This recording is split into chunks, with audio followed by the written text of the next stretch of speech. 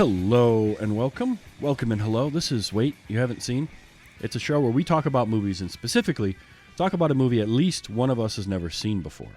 I'm your host, Travis, a.k.a. TV's Travis. This is episode number 210, and our movie this week is 1997's Eraserhead, written and directed by David Lynch. Joining me to talk about it from the Open Micers, it's Jay. 1977, not 97. Did I say 97? 1977. Yeah. Wow. Movie messed with my head, man. It is Jay and Jacob from the Open Micers. Gentlemen, how are you doing? Doing good, man. How are you? I'm still figuring that out. I'm recovering from watching this movie. It was something else.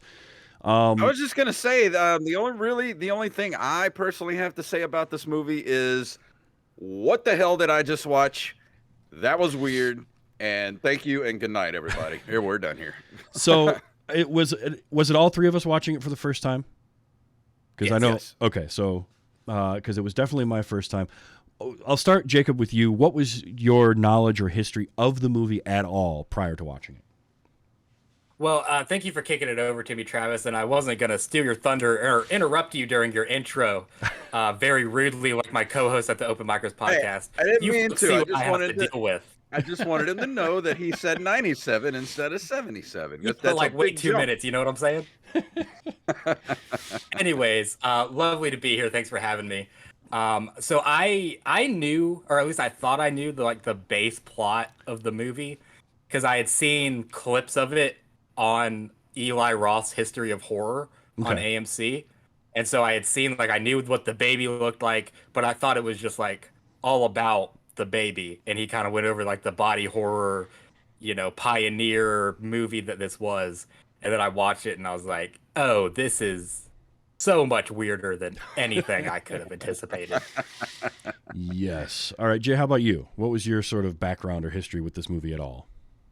The first time I ever heard of this movie, and I was telling Jacob about this, I had a cousin who lived across the street from me, and he's 10 years older than me, and he had an Eraserhead T-shirt when I was a kid. So I really didn't know what it was as a kid, And as I grew older and realized that I'd walking around the movie store back in the day, and I see the cover and oh, that's that shirt, because that image. That cover image of that movie of Henry with the mist behind him and Eraserhead. It's one of those images that's just burns in your memory. So absolutely, I would see the tape all the time and just never picked it up. And then as I got older and got into movies, I saw Clerks, Pulp Fiction, stuff like that. Really started getting into quote unquote cinema. Sure, it was one of those movies I always wanted to get, but just never ever pulled the trigger on at the rental store. It was always in a weird spot. It was never in the same spot. Sometimes it's in drama, in another video store it's in horror, and another one it's in sci-fi. So it's one of those movies that you don't really know what category it's in. But then, as the years went by, it just sort of fell through the cracks, and I never watched it. Yeah, I kind of had a similar thing. I had heard of it when I was real young, knew very little about it. I told the story when I covered another David Lynch movie, Blue Velvet, back a ways, that before watching it for this show, my only memory of Blue Velvet was that my mom saw it, hated it, and held a grudge against the person that had her watch it to this day. Wow. And when I saw it, I was like, no, I understand why you hated it. I enjoy it. I liked the movie. It's hard to say I enjoyed Blue Velvet, but I liked the movie, the experience of watching it. But I understood why she hated it. But I'd heard the name David Lynch, and I grew up when Twin Peaks hit. I was very young, but I remember it on the air and all this. And then I had a friend in high school who was he was a big cinema guy, and he would talk about Eraserhead. And I never saw it. And I kind of went through a phase where I'm like, I'm not going to enjoy that. I'm just not going to watch it. That's just too weird for me, whatever it is. And so I sort of backburnered it for a long time. But recently I just got this itch to explore David Lynch more. And so it started with, I finally watched his version of Dune. And I was like, okay, all right, this is weird, but it's not as weird as everyone was saying it would be. And then I watched Blue Velvet, and I'm like, no, okay, now I get why they say he's weird. And then Mulholland Drive was fantastic. I love Mulholland Drive. I'm like, and when you suggested Eraserhead, I was, yes, let's do it. I was not prepared for what I saw, and I went into it having no idea what I was going to see, and I still was just unprepared for any of it. There's no point in us really trying to discuss the plot of the movie because there isn't one. Like, I love the IMDb blurb on it. Henry Spencer tries to survive his industrial environment, his angry girlfriend, and the unbearable screams of his newly born mutant child. I mean, that sort of tells you, but also not, at all. It doesn't really even scratch the surface of what's going on in this movie. And I read that the script for this movie was 22 pages. This is an 89-minute movie. That's insane to me. An 89-minute movie with a 22-page script, because there's barely any dialogue in it. There's hardly any. Yeah. We were like 10 minutes in before a word was really spoken. Actually, we wrote it down. It was 11 minutes before the first words were spoken in the movie, which is just bonkers. It's very student film. You can kind of tell this was a very early on project for somebody, even if you didn't know who David Lynch was. That has that feel about it. Then I read this thing took 5 years for him to make. Jeez. he worked on it for 5 years, parts of 5 years. And they would tear down sets and then rebuild them. And the one, and I kind of want to go back and look for it. They said there was a cut where Jack Nance, Henry, opens the door, and between the shot of him opening the door and him looking out the door, there's 18 months difference. And you can see he looks visibly older in the next shot, which oh wow, I'm sure I saw while I was watching the movie, but just chalked it up to David Lynch, Right. I mean, you can get away with stuff like that when you're that weird. So, but I want to know. So you weren't sure exactly what you saw, Jay, but what'd you think of it, as a film experience, more so than because it's not like sitting down and watching a movie and being like, yeah, I had a good time. It was a good story, because that it just doesn't apply here. It's not. I feel like if I would have seen this when I was younger, in that Cine East phase I was in, where I was like, I only want to watch cinema, that type of stuff, I probably would have at least given it multiple watches to sort of absorb it, Sure. But I feel like the older I get, the less the less tolerance I have for movies like this. Yeah, you don't have a lot of time left. Yeah, that's exactly it. I think it's because I realized I don't have much time left on this planet, and I wasted 90 minutes watching that when I didn't get anything out of it. I went into it at a surface level. I don't want to dig into the deeper meaning of, all the different weird shots that are in the movie. I'm not going to sit there and do that anymore. After we watched it, me and Jacob, I immediately put on cartoons. and Jacob was like, now this makes sense. Yeah, right. We watched Looney Tunes right after, and the plot of the Looney Tunes cartoon we were watching that involved dynamites and blowing people's heads off with shotguns made more sense than 90 minutes of Eraserhead. I will agree with you on that. It definitely would make more sense. I think I actually am going in the opposite direction in my sort of film watching curve, in that as I've gotten older, I've appreciated more the weird shit that you see in these kind of absurd or avant-garde or just out there filmmakers, where because one of the things that I like about David Lynch is he sets up these movies that make you ask questions, and then he refuses to answer any of them. He never talks about Eraserhead because he doesn't want his interpretation of whatever it was to cloud what you think of it when you watch it, whoever you happen to be. He wants people to absorb what they're going to from it and take what they want, which is every time. He's a fascinating interview because interviewers will try to get an answer out of him, and he'll just dodge everything. He's like a ninja. It's fascinating. But I think I have grown to appreciate that more than I did when I was younger, when I really wanted only kind of more structural things. So it's a Yeah. weird thing. But then at the same time, like I saw the new D&D movie earlier today, which is about as far on the other end of the spectrum of films as you can get from this, and I had a blast. I loved every second of it. So there's just something about the way like my movie watching is sort of unfolded, where I want something like this, but then to your point, I need a palate cleanser afterwards, and I need to go watch some Garfield cartoons or something.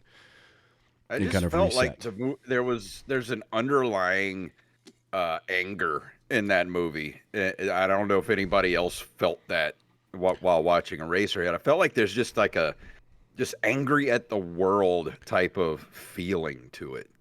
I got some of that. What I got from it was more of less anger and more fear. There was this fear of it. And I know one thing he did say was part of this was influenced by he grew up he lived for a period of time with his family in a real rough neighborhood of Philadelphia. Mm-hmm. That he said influenced kind of the tone of this. And also there's speculation that there was his fear of fatherhood because his daughter was born right around the time of this. And apparently she had severely clubbed feet and needed a lot of corrective surgeries to fix that. So whether or not, how much of that played into his making of this or not, what I got from it was a lot of that fear-based, that leads to anger type of thing. I definitely did get that. How about you, Jacob? I mean, I got more anxiety. Like if his intention was, I'm going to make a movie to where afterwards you sit there and you say to yourself, I'm about to have a panic attack, then he did his job well, because every scene of this movie made me uncomfortable. It does that for sure in like visuals, but also the sound, throughout. Yeah.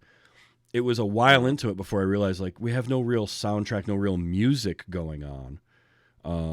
But these droning sounds in the background that just make you uncomfortable the whole time. Which is really effective and, right. But also unsettling and does hurt rewatchability. Like, it's like, I do have to be in the right mood to watch something like this. Really anything Lynch, because he does that. He puts you in an uncomfortable position on purpose. And it's like, all right, you're here. Now soak this in. And you either turn it off or you kind of have to embrace it. Which, in the right mood, I kind of enjoy that. There's something about having art challenge. It's kind of like, and it's a bad example because she's not really that great, but like Yoko Ono or like noise artists like that. Mm-hmm. There is a time and a place where I can actually. There was a band I remember. I was visiting my cousin, and the drummer of his band had this CD, and it was a mini CD, but it had like 18 tracks on it because they were all like a minute long. It was a band called The Locust, and they were this noise rock band, and their songs would be like 45 seconds long, but there was something compelling about it to me. At the time, it was just this weird, like out there noise rock, but I kind of dug it. And then I listened to it like a year later. I'm like, why the hell did I like this? This doesn't make any sense to me. I just wasn't in the mood for it. So it's like, I kind of feel like that's sort of where Lynch falls in terms of filmmakers, is these like just weird experimental things. And well, I kind of feel that way too. I mean, like I said, if I would have seen this when I was younger, I probably would have had more of a tolerance for it. And like, there's a lot of movies that I loved when I was younger that I just can't watch anymore. Like, sure. I used to love A Clockwork Orange. Like, that was, I used to watch that movie all the time, and I just can't watch it now just because of the way it makes me feel. Mm-hmm. Like, I have to be careful with what I soak into my brain these days because I'm so overly sensitive to, the world's shitty enough. I watch movies to escape. Yeah, exactly. I don't want to. After we watched that movie, the first thing I said to Jacob was, I feel like, if you ever had a real panic attack before, and then that feeling afterwards where your body and your mind are just kind of just completely exhausted. Mm-hmm. Like, that's what I felt like after the movie. Like, it just felt really weird and uncomfortable. He Yeah. almost immediately stepped on his back porch and lit up a cigarette like 5 minutes from the ending credits. It's like that feeling if you've ever been in a situation where like a fist fight breaks out and you get all that adrenaline. Like I worked the door at a bar for a while, and a fight would break out in the bar. You break that all up, and then it's like 5 minutes later, the adrenaline all flows out, and you're just like, I need to go sit down. I'm like, you're just done. So I can get that, absolutely. And I think that's a thing with art, with film especially, that not enough people talk about is films are going to hit different in different parts of your life because you are a different person every time you see a movie. And some movies, I think, when you find something that is timeless for you, something that you can go back and watch a lot that maybe you came across when you were younger, there's that combination of you're seeing it through the eyes of who you are now, but it's also taking you back to who you were when you saw it before. And how different are those two people will determine whether or not you like something 20 years down the road. So I think that's a big thing, because I have movies that I absolutely adored as a kid, and I'm for the most part able to kind of watch them because I can sort of put myself in that frame of mind, but it's not always the same thing. And then there's other ones that I watch and I'm just like, nope, I'm transported right back to where I was and who I was at that time, and I can just turn off and enjoy it just like I did that first time. Indiana Jones is that movie for me, right? That kind of thing where it's just that story works so well and it takes me back to being a kid. But something like these more difficult cinematic things, I think, change with us more so than something that is very the populist isn't the word I want to use because it's not quite right, but something that's a little more kind of meant for a broader audience. Those things tend to not change with us as drastically, if that makes sense. As far as like weird, strange movies as well, like you know, I like weird movies. I mean, the first movie we did on here was Freaked. Right. You know, that's a weird movie, but it's a zany, madcap kind of like cartoon of a movie. But then you get something like this. This is a whole nother level of weird. Like this is cerebral weird, and like it's not even weird. It's like David Lynch weird. Like he's in his own category.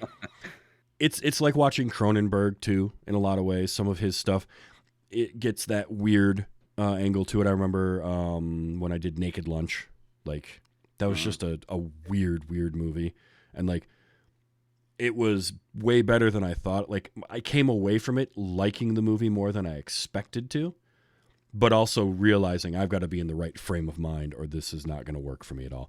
I can absolutely see why something like Eraserhead though was such a popular movie amongst other directors at the time, because that's one of the things you hear is Jacob, you mentioned Eli Roth talking about it.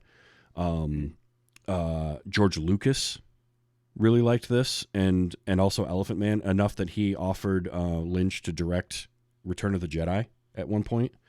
Kubrick liked it. All these directors really liked it, and I can kind of see why. This sort of feels like a filmmaker's film.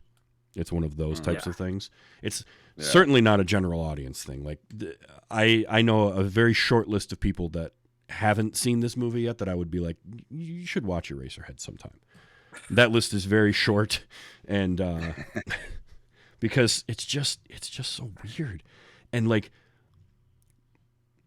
grotesque is a good word for what this movie is in multiple different ways. Fascinating. Did you find? And I don't know about you, Jacob, but the gross stuff that happened towards the end of the movie, like there's some really gross stuff in it.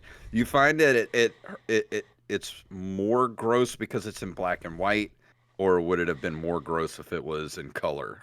I absolutely think black and white makes it more effective. I don't know about you, Jacob. 100%, because I just imagine it being the grossest color it could possibly be. It's kind of like that, isn't it? Sort of like if it were an audio only medium and it was being described to you and all you were getting was sound effects, it's going to be so much more visceral in your brain, And I think that black and white is a big part of what makes this unsettling, along with the audio, but it's all high contrast. And that's all you get. So you don't get, because also I think some of the color, if you were to see it in color, it sort of, there's something about that just looks weird sometimes, especially when it's like these puppets, right? The puppet of the baby is going to be like whatever color is in your head is a lot more just gross than what they're going to show you. The little chickens, when that chicken started moving on the plate before he could carve it. Me and Jacob were laughing during that scene. We thought this was a comedy. It kind of. And I even said, like, we laughed more in the first 20 minutes than I have at any comedy I've seen in the last 10 years. Just that whole dinner scene was just so out there. It's so out there and it's so awkward, and it makes, like, you can't help but laugh during it, because otherwise, like, for me, if I'm watching this, if I'm not laughing during that scene, I don't know that I can watch it, because it's so awkward, and the reactions just don't make any sense whatsoever.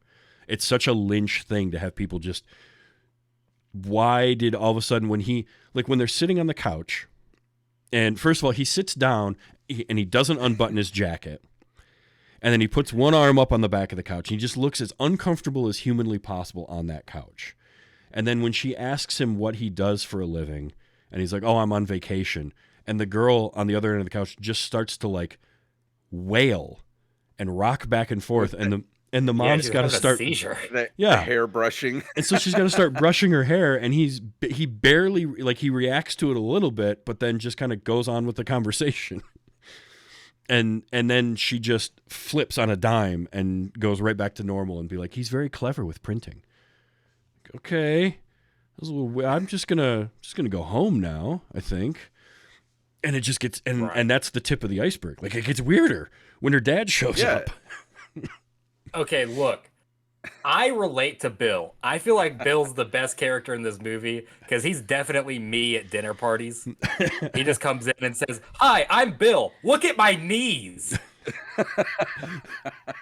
Because he doesn't know what to say. Right. And then just smile and stare. Prolonged eye contact. Like, he just has that unsettling smile and just stares at him. It was something else. That whole dinner scene is just bizarre.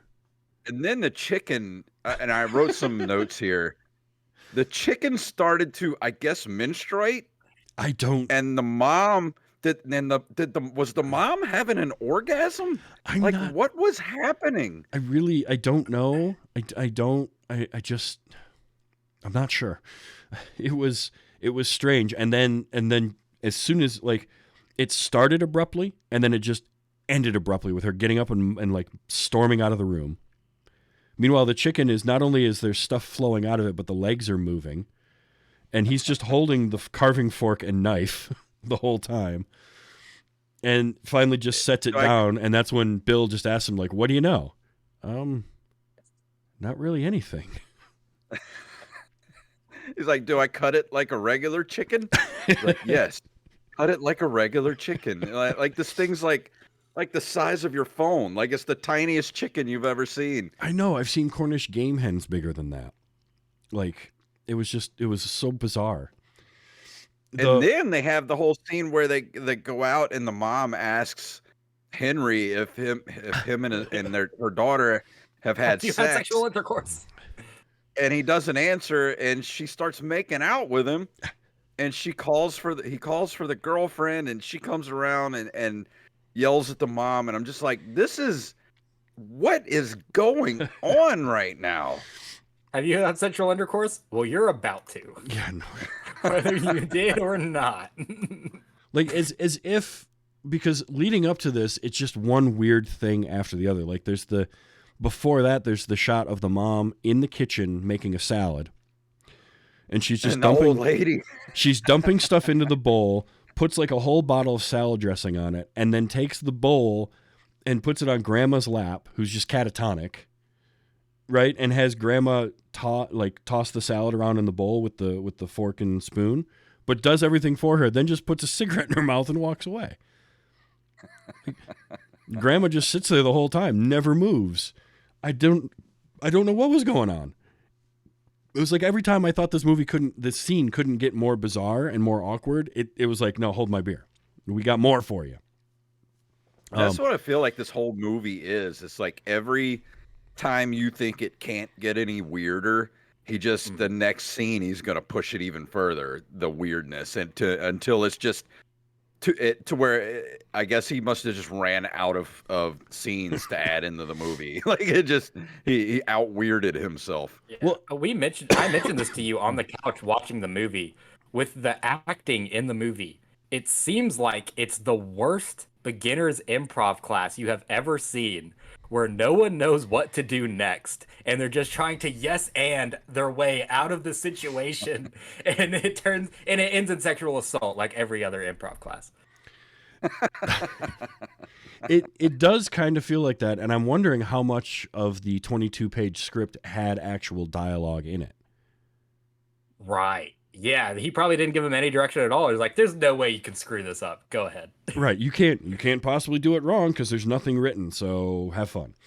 It might have just been just like, here's the scene. Blah blah blah says this, or a conversation happens. Yeah. And he starts filming, and he's just like, just say whatever comes into your head, no matter how weird it is, just say it. And just like the people that work with David Lynch tend to be of similar mind to him, because like I said, he'll make you ask questions and then refuse to answer them. Even Jack Nance would go, never really knew or cared what it meant, the movie, and people would ask him, and he's like, you guys just get way too deep in this. It's just a movie. Like, that was his thing. And this is a guy who worked on this movie for 5 years, and he's just like, whatever, it was a movie. It was a paycheck, you know? That was what it was for him. It just, it's I don't know what else to really say about it as a movie. It's an experience, I think, more than anything. I can also see why I know people who said watching this high was. I wouldn't do it. I wouldn't recommend it. I don't think I could condone doing that, because I'm not sure what would happen to you. Your brain may actually eat itself. So what was your interpretation of the part where they go to the stage, and the lady is on stage doing, with holding their hands, and she's like smiling and singing, and she's got these weird growths on her cheeks, and were those supposed to be sperms? Like, yeah, falling? I felt like it was the sperm and the egg, and the sperm kept missing the egg, and she was like stomping on them. That's one interpretation. I can see that. I couldn't figure that out. I was so confused by that whole thing, because what I was trying to figure out is how much of this is like playing out in his head, how much of it is dreams or like subconscious stuff, because he would lay down on the bed, and then we would get like a shot of a wall and sort of the light change, and then things would get really bizarre for a while. And then we come back to him in that room again. Right. And we would just keep cycling through that. Like at one point when he and the girlfriend are sleeping in the bed, and she's getting all upset at the baby, and finally says, "That's it, I'm going back to my parents' house." And then there's like she gets the suitcase. 5 minutes of her getting the suitcase out from under the bed as he just lays there. We were cracking up during that part. Like, Jacob came over to my house to watch it yesterday, and that part when she's trying to get the suitcase from under the bed, dude, we were howling laughing. I mean, you have no idea what she's doing until she pulls out a suitcase. So she's just ramming herself into the bed frame over and over again, making weird noises until she comes out with a suitcase. And it went on for so long. It goes on for so long. All you're hearing is these weird noises, and she's holding eye contact with him the whole time. And then at the end of it, it's just, it was her suitcase, and she just walks out of the room. And so he's left in there. And then it's like, a scene later, suddenly she's back in the bed, but wrapped up in a sheet. And there's the weird little worm things he keeps pulling out of, and he's pulling them off the bed and throwing them against the wall. It was so was the baby one of those worm things? Just large? I feel like it's a more developed worm thing, and I feel like the little worm things are like an interpretation of sperm because they all look like sperms, and then the baby just looks like a tiny bit more developed sperm. Yeah, that makes as much sense as anything, honestly. Because it looks like he's pulling it like out of her. He's going under the sheet by her legs and pulling those things out. Yeah, it was just so strange and just got weirder. And I mean, look, credit to Jack Nance. I actually thought, for as weird a movie as this was, I thought his performance was kind of good, given just the bizarre nature of everything going on. Like, he remained in that character and he was consistent throughout the whole movie, which that's always the thing. Like, that's the easiest way to spot bad acting and amateur acting is inconsistency. They change from scene to scene. And he was just like, he was spot on the whole way. It's just damn weird.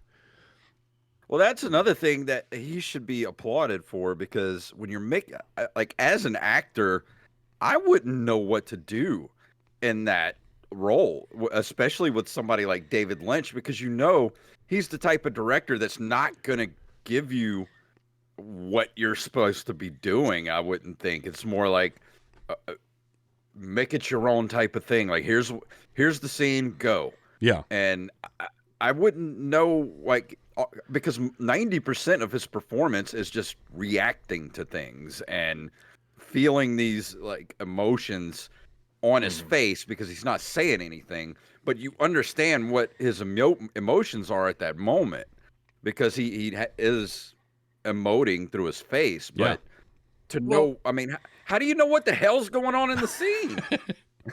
Well, good acting's reacting, Jason, and you're an actor and you should know that. But he's not reacting to anything. Like, he's most of the time he's in that room by himself and he's reacting to, the baby, or like looking at things like, what is that little worm thing he like took out of his he took out of his mailbox inside. And what was that? Never figured that part out. That was in a movie full of extremely bizarre things, that was the one that made me scratch my head the most, because it's like he had checked the first time we meet him, he checks his mailbox, there's nothing in there, and he goes up to his room. But he comes back down later, and we don't know how much time has gone by because apparently they're married now.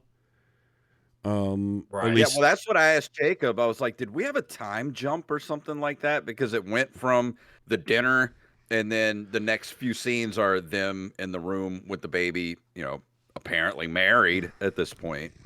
So, yeah, but then when he finds that tiny little box, and he leaves the apartment and he opens it outdoors and gets the little worm out of it, but then puts it back, and then he takes it back to the apartment and puts it in like the little sort of cubby case that he had on the wall. Yeah. And he just occasionally opens it up and looks at that for whatever, like stares longingly at it. I don't know. It's odd, but you're right in that he's mostly reacting to things and looking confused. But I felt like he just did a really good job with it. But yeah, he's got to react to like these odd things that are going on, because another thing was the baby puppet, whatever they used to make it, like Lynch wouldn't tell anybody how it was done. And he did a lot of the puppeteering, gross. And it was, it was just like yuck. But even when he would watch dailies, he would make the projectionist cover his eyes so he didn't see like the process of how it worked. And they had, I guess they had a fake wake for that thing because he buried it in an undisclosed location. And they had like at the wrap party, they had a wake for the baby. Wow. At least according to trivia. Right, I mean, take that with a grain of salt, but given that it's David Lynch, I kind of believe it happened. Because it just seems like the type of thing he would do. Yeah, I mean, I could see him doing something like that. That actually checks out. And it was just, that baby was such a difficult thing to look at, and yet it was like a car crash. You didn't want to see it, but then it would be on screen, and you're like, I can't stop watching. What is it doing? Why? Is it crying or laughing? Towards the end, it sounded like it was laughing the whole time, and that was far worse than when it was just a crying baby in the beginning of the movie. Because all of a sudden it's getting maniacal, and I don't like that because it tells me that it's getting more intelligent. And no, burn it, kill it with fire.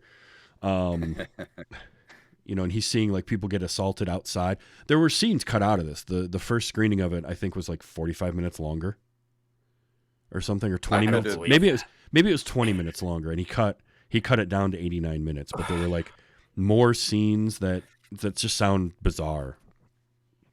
Like, how many times did I check it, Jacob, to see how many minutes we had? Oh yeah, you paused it like every 20 minutes to be like, "Are we almost done?"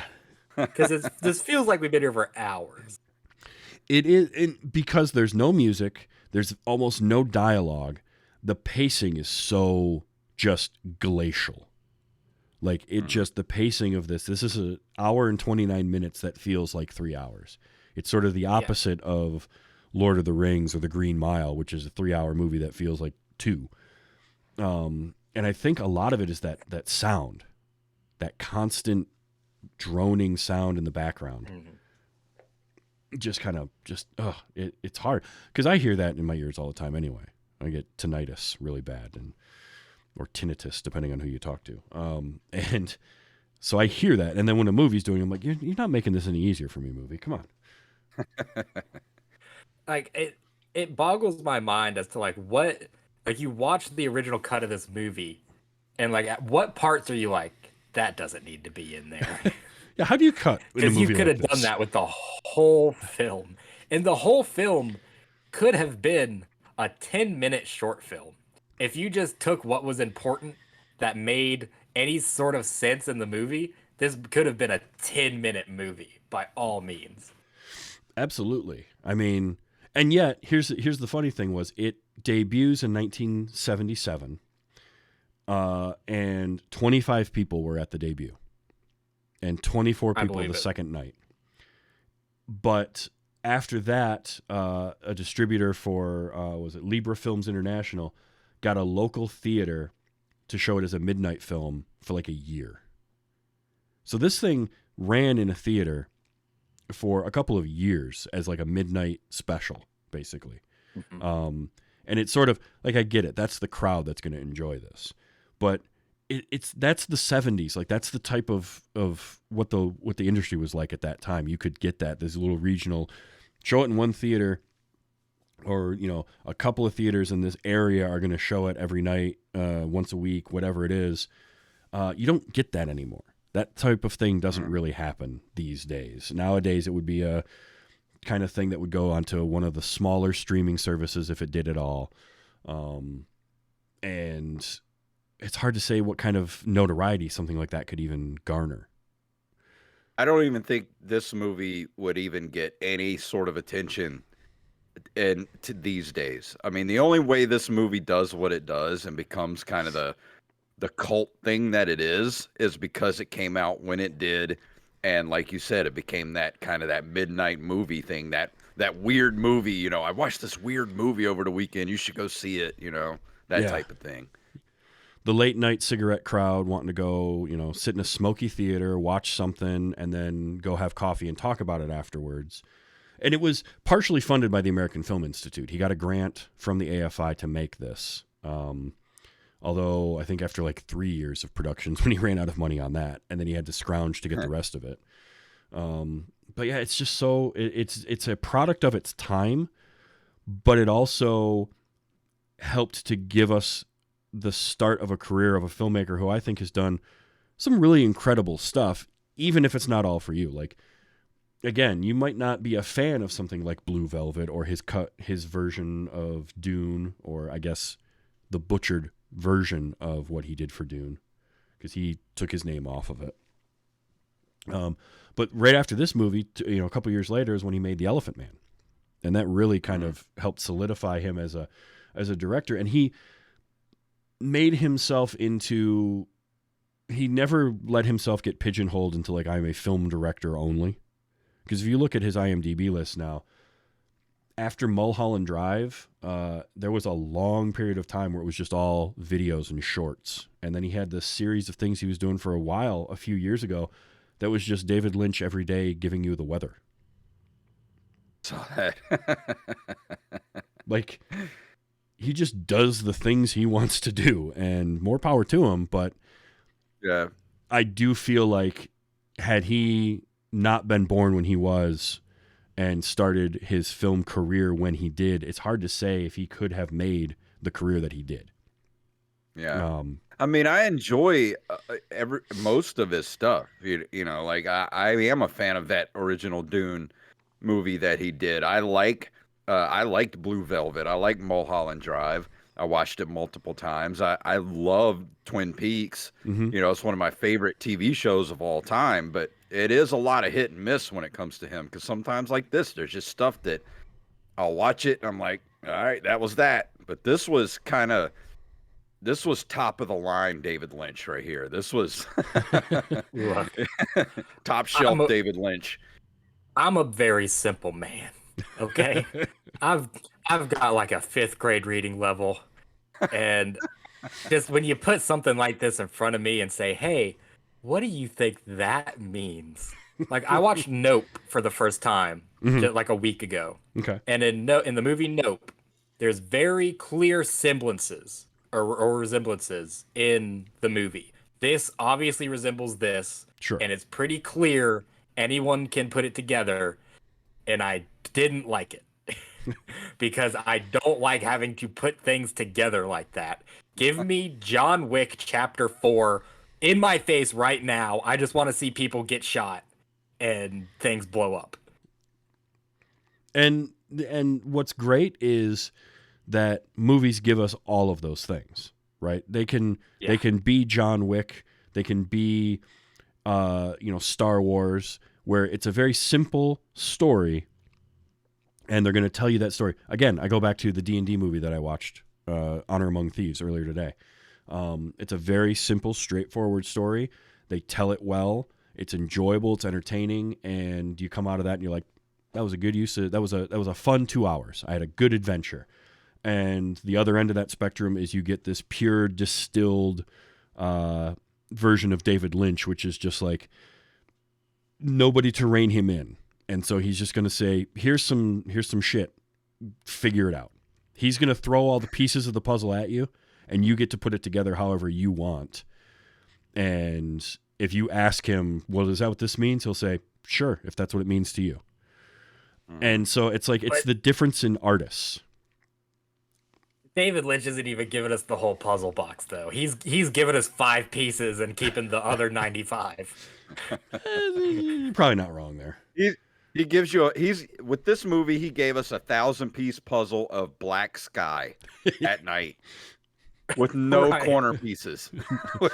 That's the thing. There is no corner pieces in this at all. You gotta no edges. And as a palate cleanser, I found Fast 5 on Blu-ray at the thrift store the other day, and I watched that last night. I watched the extended cut of Fast 5, which was over 3 hours long, and it felt shorter than Eraserhead. Now, is Fast 5 the one where they have the car chase on the airport runway with the plane? No, this is the one where they drag the safe down the street with 2 cars. The first one with The Rock, Fast 5. Got it. Yeah. Okay. It must be 4 that has the plane where it's like the never-ending runway. Because I never would have given those movies a chance a couple of years ago until a friend of mine, who was also a cinephile, loves movies, said, you have to give these movies a chance. They started out as one thing, and then they became like superhero movies without the capes. And I was like, all right. And then we watched 6 and 7, I think, back to back. And I was obsessed from that point. Like, how did you go from the first one to these? So I have watched exactly one Fast and Furious movie, and that's the first movie. That's the only one I've ever seen.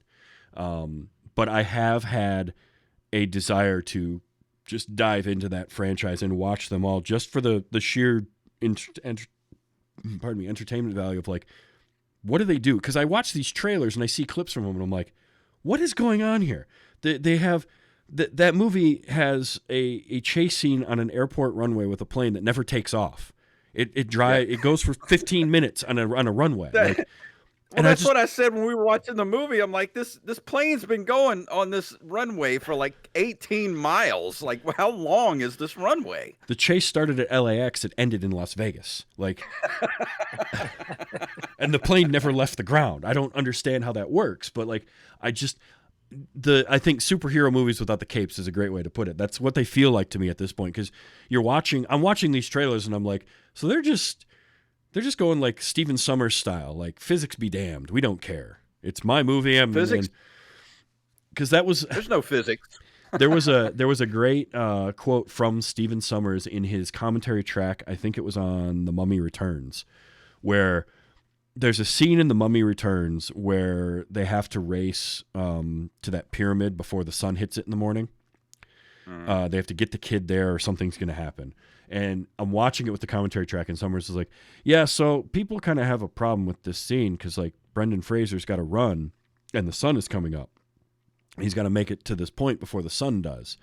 And, I mean, look, it's my movie, and if I need Brendan Fraser to run faster than the speed of light for the scene to work, then he just does. That's just how it goes. It's Stephen Sommers physics, which I held with, and I stayed with him on that until I saw his version of G.I. Joe. And that movie finally broke me. Like, because there's a scene in that movie where his Stephen Sommers physics goes too far, where they have a giant iceberg that's floating, and then they blow it up into smaller icebergs that all sink. And the face you're giving me right now, Jay, is almost exactly what I did in the theater. I'm sitting there watching this, and I kind of leaned back, and I'm like, "You've lost me, movie. I can't be friends with you anymore. Like, I'm not leaving because I don't leave movies, but I'm no longer invested in whatever is happening here. Like, how you make the big piece of ice into smaller pieces of ice that then sink, I don't know. There are some things that's a bridge too far, but I still want to watch all the Fast and Furious movies and see just how much of a middle finger they can give to physics. You have to, because they just get more and more ridiculous as they go along. And they just get more and more enjoyable. Like they're on par with Marvel movies to me. And I think a big thing with movies and with like reviewing and talking about movies is also taking it for what it is. Take a film on what it's trying to be, right? Eraserhead's not going to work for everybody because it's trying to be messed up and weird and bizarre and hurt your brain. And that's not going to work for everybody. But then you can go and watch, Fast and Furious 10, and it's not trying to be anything more than just a dumb thing with a bunch of explosions. And Michael Bay, I will defend Michael Bay as a director. A lot of people talk about how bad, he's not a bad director. He's just a director that knows what he's good at, and he does that. Now, sometimes I think he does it too much. I really think he I almost feel like he peaked with The Island. And since then, he's just been retreading too much of the same thing. But he knows what he's good at, which is the visuals of these bombastic, just big, loud things. But he always makes something that's compelling to look at. So for that, I think he's fine. It's sort of like George Lucas. George Lucas isn't a good director, right? He's not a great auteur, but he can come up with a fun little story and market the hell out of it. Just pass off the screenwriting to someone else, George. Let someone else write the dialogue, and you'll be fine. But I think that's a big thing with movies is kind of as I mentioned earlier, and we sort of talked about, is like who you are when you see a movie, but also what is that movie trying to give you and trying to be, and are you accepting of what it's trying to be? Because Go ahead. I feel like this movie was trying to give me Hep C, if I'm being honest. I mean, you're not wrong. It was certainly trying to make you feel like something was crawling on your skin, or like things were moist all the time. There was a lot of moisture and dust in the air. There was a lot of particulate in the air. I do say that shot though of him with the hair, because he kept his hair like that for the entirety of making this movie, which is dedication from an actor. Because that can't have been easy to do. That was some tall hair.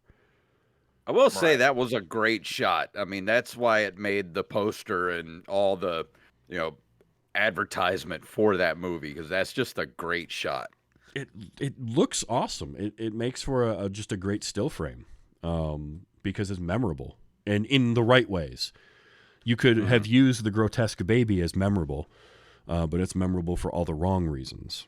So yeah, I'm glad they went with a shot of Jack Nance instead. No, I think that this was. I'm glad that I saw this movie, and I'm glad that you guys got to see it and sort of go through that experience, at least to know sort of what something like Eraserhead is. Yeah, I personally, when we were watching it, I thought to myself that this would make a perfect commentary track for our podcast because we would be pausing it, laughing so hard, making fun of how ridiculous this is and how seriously it's taking itself. Yeah. Yeah, and it is interesting, isn't to see something that is. It's sort of like John Waters is very similar. If you ever watch any of his movies, where the stuff that's going on screen is just bonkers, but it's going at it so hard. Like it's just so determined to do whatever is going on, but you can't help but laugh, like and sort of there, and you sort of feel, in a way, you kind of feel like you're in on the joke. You just don't know what the joke is. Yeah. Right. Well, that's the thing. I think, especially with like this movie, like Jacob said, it just made us feel so uncomfortable at some points that you can't do anything but laugh at what's going on. Mm-hmm. And dude, there are parts where it's just plain annoying too. Like we mentioned her getting the suitcase under the bed for way too long. There's also the scene where he's dreaming or whatever and he kills himself and the kid finds his head and takes it to this factory and he goes up to the counter and the guy's just going bzz, bzz, bzz, bzz, for a solid 3 minutes. And then this fat guy in a suit comes barely through the door and yells, "Okay, Paul!" And as the audience, you're like, yes, I agree with this guy. Quit hitting the stupid button. And then Paul tries to go back with him. And he's just like, no, desk, Paul. Jacob was laughing so hard during that part when that dude came out and yelled, "Okay, Paul." That's why I was saying, I hope you got that. I hope you captured that. Oh, that one I did not, and I wish I had, because it's such a good moment. But like, how do you...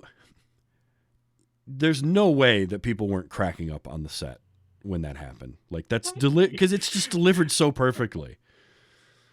I started laughing like halfway through the buzzer beating because I thought he was gonna, hit it like maybe 5 times. Yeah, but it's just constant for at least 2 minutes, just. Bzz, bzz, bzz, bzz. But it's exactly like Jacob said. That whole scene starts off on the stage again where the lady was stomping the sperms or whatever. His own head gets cut off. The baby's head comes out of the neck and is yelling, and the lady's there. And then the kid comes in, or the head goes through the floor through a puddle, lands in the street. By the way, when the head lands, a little boy takes it up and takes it, and there's an old homeless man on the street who tries to reach for it. Like he wants it more than anything in the world. This severed head. And he takes it to, like you said, this factory where the guy puts a drill into it and pulls whatever the inside of he drilled out into this machine, which it puts pencil erasers into these pencils. Yeah, Eraserhead. Like how do you... What? Like, how do you explain this to people? Like, that happened in the movie in that order. Yeah. How do you get from A to B to C on that? Like, what? How many drugs over what period of time do you have to consume in order for that to like just flow out of you? Even though, according to the trivia, David Lynch found transcendental meditation during the making of this movie and stopped smoking and drinking. And went vegetarian while he was making this movie. So, wow. Which vegetarian with a side of DMT. Yes, there you go. Well, I mean, that's all natural, right? Another little fact that I had to point out to Jacob. I knew I recognized that guy, that the pencil guy, that was at the pencil eraser machine was the guy that ended up playing Ted Theodore Logan's dad in the Oh yeah. Bill and Ted movies. Oh yeah, that is him, isn't it?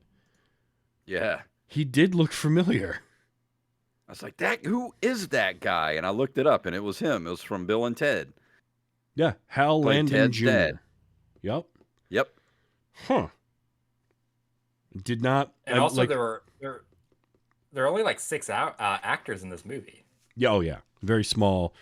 I guess when you're making a movie over 5 years, you can't really have a big cast because people are going to want to go on and actually do something else at some point. Well, what took 5 years? Seriously, like, what about this movie took 5 years? I mean, this 90% of this movie is one guy in a room. Yeah, I'm sure that was the first year of it, was shooting the easy stuff. That and like I say, he ran out of money at one point, so he had to spend a bunch of time finding money to rebuild sets and probably props. I think would be the other big thing, but and this was his first movie as well. Too. So yeah, like it's his first feature. Like he had no idea what he was doing. We saw that very clearly. He didn't even know what he was doing. Yeah, no. People could say what. I hope I don't make people angry that love this movie, but to me personally, this movie looks terrible. Yeah, like all 2 of them will be okay. The lighting was just bad for a black and white movie. It was hard to look at. No, did you watch this on HBO Max? Yes. Okay, because I did too, and the transfer was actually pretty good. Like, it didn't look. It was dark. Yeah, that's my problem with this. Everything was so hard to see. Yeah, I think some of that is that 70s era filmmaking and the way lighting was done. Because I just recently watched the movie Magic for the first time. I don't know if you've ever seen that with Anthony Hopkins, where he plays a ventriloquist. No. But that was it's very firmly a 1978 film, and you can tell just by the lighting and sort of it looks like The Exorcist or like French Connection or any of those kinds of movies, sort of that 70s era. And this had that feel just in black and white, and it's got that darkness to it that it's very muddled. Like it's high. There's a lot of contrast, but then there's a lot of shots that don't have much going on. There's almost all black, and then you're slowly seeing something eventually come out of that. That shot with her face, with the woman's face from across the hall. That was one of those. It just kept cutting back to this all black. And he kept like, what's going to happen? What's going to happen? Part of me is like, there's going to be some sort of crazy jump scare here. And it never was. It was just a slow reveal of whatever was there. But yeah, I'm sure that meant something too. Something to do with death or like super profound that just no one cares to recognize. Oh, I'm sure it has some meaning behind it. And honestly, the thing is like, there's going to be a lot of people that will find meanings in there. And then there's going to be other people that are like Jack Nance that are just like, whatever, dude, it was a movie. I was in it. I don't care. I don't know what it was about, and I don't care what it was about. And that's what David Lynch would tell you. What was the thing at the beginning of the movie and towards the end, like that ball of that hair planet or whatever? Yeah, what was that? I have no idea. I really don't know. Like it was some sort of... I'm sure. I asked Jacob. I was like, "Is that the MST3K moon? Like, what is that?" It did look like it, didn't it? Yeah, I don't know. I can't even figure out like what it's supposed to try and represent. Like I don't have.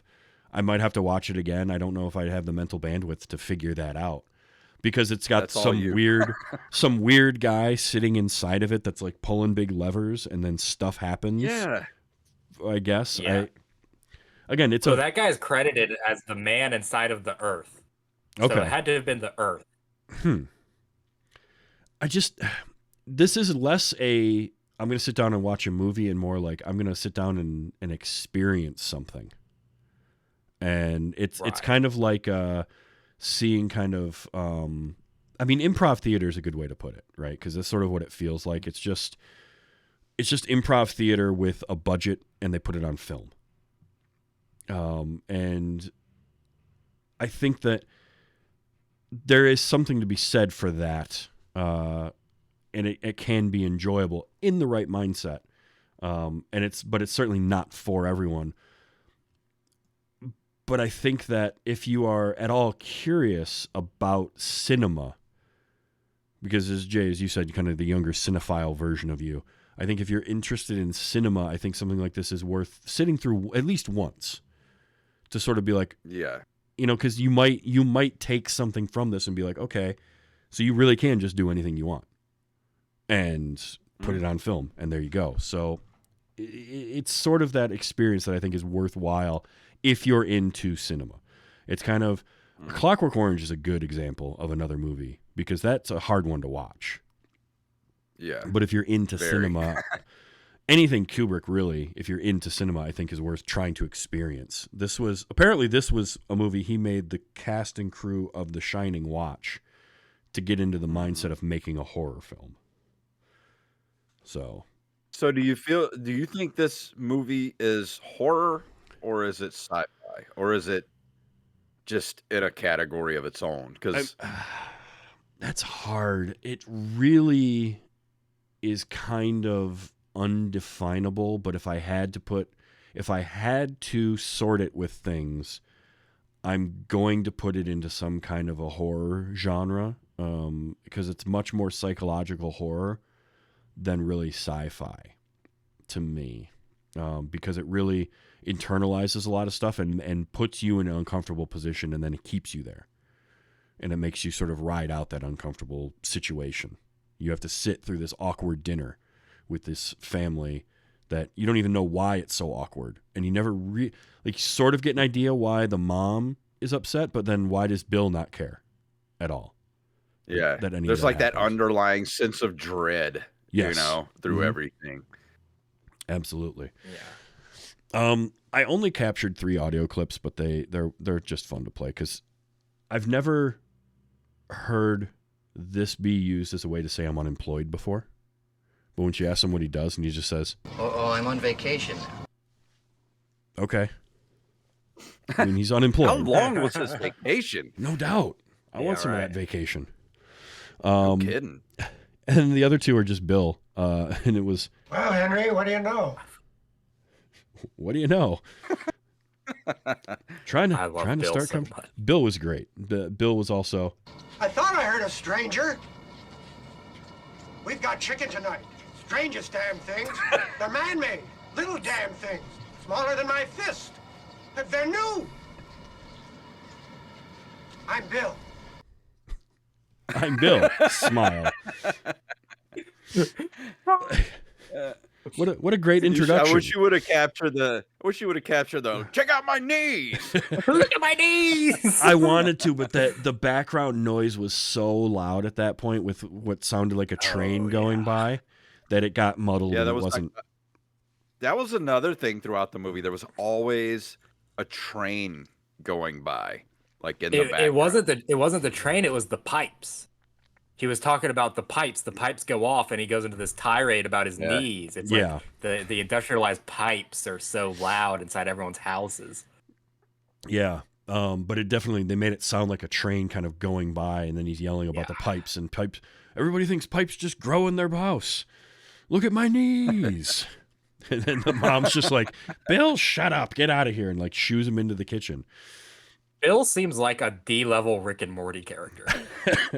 I'm Bill. Look at my knees. I'm Bill. He was the best character in the movie. I mean, let's be honest. Like, there's the whole scene where he's basting the chickens while they're in the oven. That little tiny easy bake oven he was cooking dinner in. Yeah. And then he takes the pan out of the oven with oven mitts, with like hot pads, and sets it on top of another pan to then carry it out to the table. I got very confused. I got confused by a lot of things in this, but for some reason that like stuck with me. Like, why are you putting a pan on top of a different pan to carry it? Sure, why not? We're mixing salad in the sink. You should just keep that little clip on your phone. Whenever you're hanging out with somebody and your guys are going to go out to dinner, they're like, "What do you want to eat tonight?" "We're having chicken tonight." Damnedest thing, little things. I'm Bill. I'm Bill. Oh, so weird. But, honestly, I'm glad that I saw this. and thank you both of you for enduring it with me. Oh, you're welcome. I feel like at some point I'm going to be gotten back for this, though. Like, I have to prepare. It's something that I've always wanted to watch, and I'm glad I did, but now I'm kind of glad it's out of the way, and I don't have to wonder anymore. I think it's good that you had two comedians watch this movie, because that's the only real take I feel like you can get away from it. I think so. I think I remind myself, or I go back to thinking about when I saw Zardoz. And it's something that I've always wanted to see, and I finally saw it. And my comment on that review was, I've seen Zardoz, so you don't have to. Like, we've seen Eraserhead, now you don't have to. And if you're really curious about it, it is on HBO Max. You can go spend an hour and a half watching it, but whatever you prepare yourself for, it won't be right. You're not ready. Right. If you don't understand David Lynch or haven't seen any of his stuff before, don't start with Eraserhead, certainly, because it's not accessible.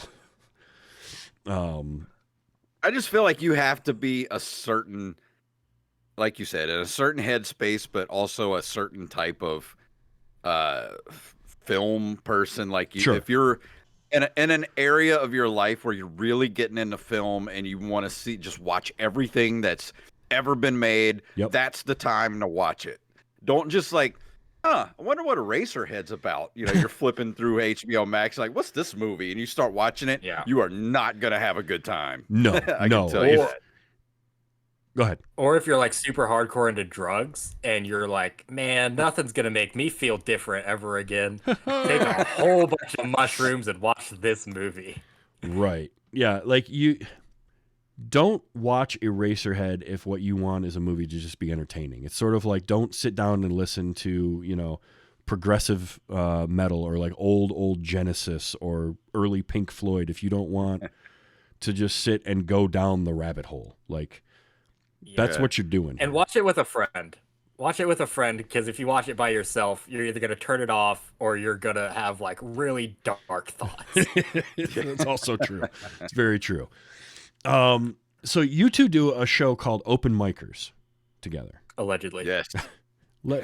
Tell people about that show. Where can they find it? What's it about? What do you guys do? That, because some people might not be familiar with it yet. Tell them, Jacob.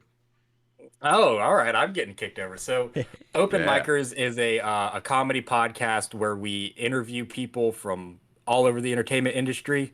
We mostly interview famous or regional comedians, but we've also had on podcasters, actors, musicians, anyone that we're really interested in and can kind of, you know, have fun conversations or promote whatever they're doing. We also have tons of episodes where it's just me and Jason talking.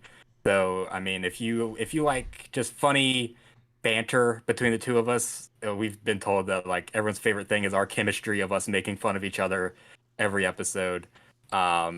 Definitely check us out, because it's pretty much like every other comedy podcast. Like, if you like comedy podcasting, you'll like our show. Absolutely. It is a good show. Travis has been on the show, so if you like this show, go back about 20 episodes ago, when you were on, about a dozen or so episodes Travis was on. And that was a really fun episode. And we're gonna have you on again soon too. Absolutely, I'll do it anytime. I had a great time with it, and it's a fun show. And yeah, if you like this conversation tonight, you'll like Open Micers. So definitely check it out. Yeah, we don't take ourselves too seriously. So if you like, more vulgar humor as well, we pretty much talk about everything. Well, you know, we're not the After Dark crowd. We're not the Eraserhead of podcasts. We're the Freaked of podcasts. There you go. There you go. Yeah. You're the fun kind of weird. Yeah, we're the fun weird. That works. Well, gentlemen, thank you so much for being on tonight. This was great. Anytime you want to come back, we'll find something maybe a little less odd and a little more kind of. We'll find something a little more mainstream that somebody hasn't seen, and we'll watch that. For sure. Yeah. Thanks for having us. But yes, definitely. Thank you so much. This show I record live on Sunday nights, 8 p.m. Eastern time at twitch.tv/tvstravis. Show comes out on Wednesdays, anywhere you get your podcasts, or just go to tvstravis.com. You can find all my shows there. You can find all the merchandise and ways to support the show. Patreon, I've got for as little as $1 an episode to for this particular show. And it's all at tvstravis.com. A wonderful site put together by my friend Bombats. Bjorn, thank you so much for that. Next week, I have Lisa from the I Love That Movie podcast coming on, and we have a fun movie that you'll just have to wait and find out about. Because we haven't decided what it is yet. And that'll be next week. And I've got some more fun stuff coming down the pipeline soon, including a return of the group from the So Wizard podcast. And they were on a couple years ago. I'm looking forward to having them back on too. So lots of fun stuff coming. But Jacob, thank you so much for being here tonight. Thank you. Absolutely. Thanks for having us. Yeah, and until next week, remember to enjoy your movies and let's be excellent to each other. This has been Wait You Haven't Seen.